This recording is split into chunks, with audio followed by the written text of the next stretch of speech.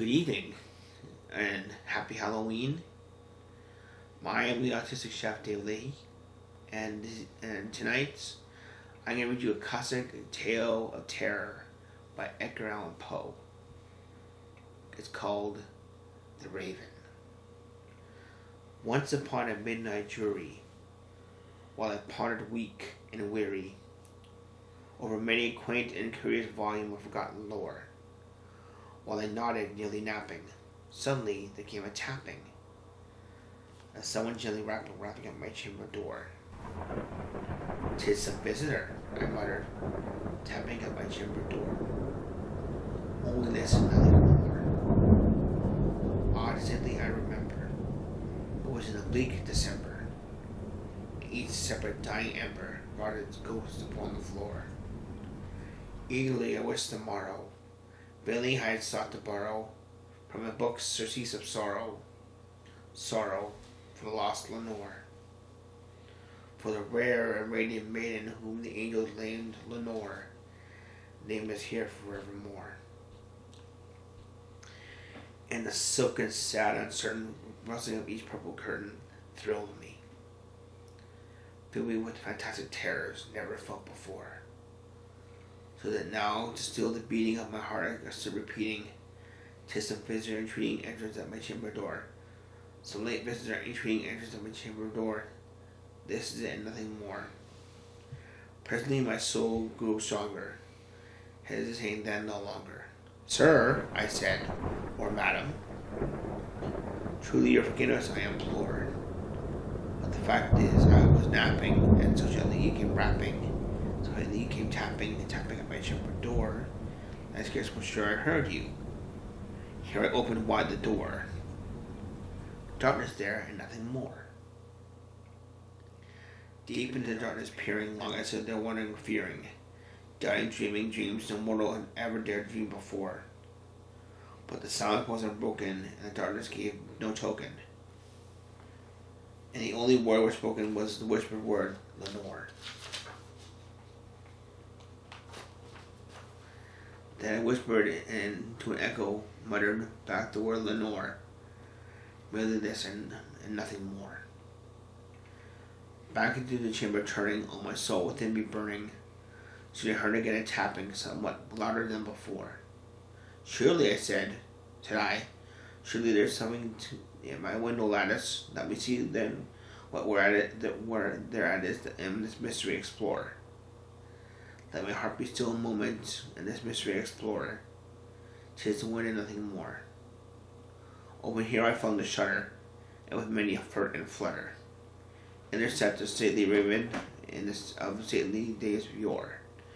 At the least obeisance made he not instant stopped or stayed he, but with mien of lord or lady, perched upon my chamber door, perched upon a busted palace just above my chamber door, perched and sat, and nothing more.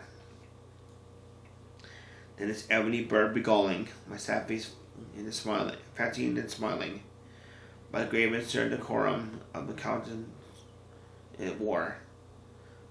"Though thy crust be shorn and shaven, thou," I said, "art sure no craven, ghastly grim and ancient raven, wandering from the lightning shore. Tell me what thy lordly name is on the nice Plutonian shore." Quoth the raven, "Nevermore." Watching marvel his ungainly fowl, to hear discourse so plainly, through its answer little meaning, though relevance bore. For we cannot help agreeing that no living human being ever yet was blessed with seeing bird above his chamber door. Bird or beast upon the sculpted bust above his chamber door, with such name as Nevermore. But the raven sitting lowly on this placid bust spoke only that one word, as if his soul that one word he did outpour. Nothing further than he uttered, not a feather than he fluttered, till I scarcely more than muttered, "Other friends have flown before. On the morrow he will leave me, as my hopes have flown before." Then the bird said, "Nevermore." Startled at the stillness broken by reply so aptly spoken, Doubtless, said I.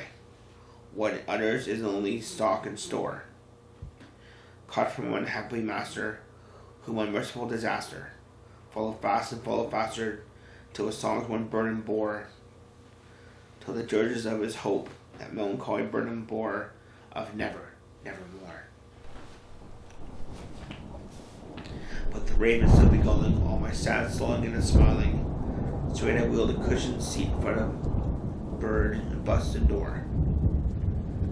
And then upon the velvet sinking, I betook myself a linking, fancying unto fancy, thinking what the ominous bird of yore, what this grim, ungainly, ghastly, gaunt, and ominous bird of yore meant in croaking, nevermore. This I sat engaged in guessing, but no syllable expressing, to the fowl whose fiery eyes now burned into my bosom's core. Then some more I sat divining, with my head at ease reclining, on the cushion's velvet lining, with the limpid good o'er. But the velvet lining, velvet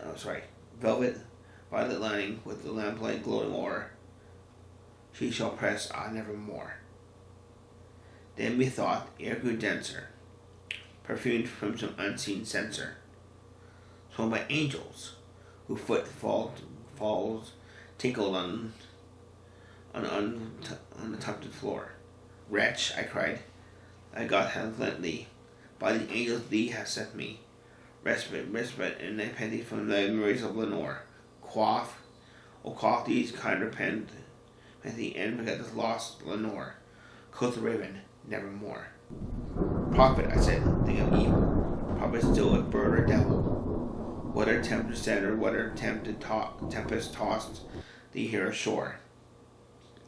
Desolate yet all undaunted, on this desert isle land enchanted, on this home by horror haunted, tell me truly I implore, is there balm in Gilead, tell me I implore. Quoth the raven, nevermore. Prophet, I said, thing of evil, prophet still, if bird or devil, by the heaven that bends above us, by that God we both adore, tell the soul with sorrow laden within the distant Aden, it shall clasp the Satan maiden, whom the angels named Lenore. Clasp a rare and radiant maiden, whom the angels named Lenore. Quoth the raven, nevermore. Be that word a sign of parting, bird or fiend, I shrieked upstarting. Get thee back into the tempest, on the next Plutonian shore. Thee no black plume as a token of that lie, thy soul has spoken. Leave my loneliness unbroken. Quit the bust above my door. Take thy beak from out my heart, take thy form from off my door. Quoth the raven, nevermore. And the raven, never flitting, still is sitting, on the polished busted pouch just above my chamber door.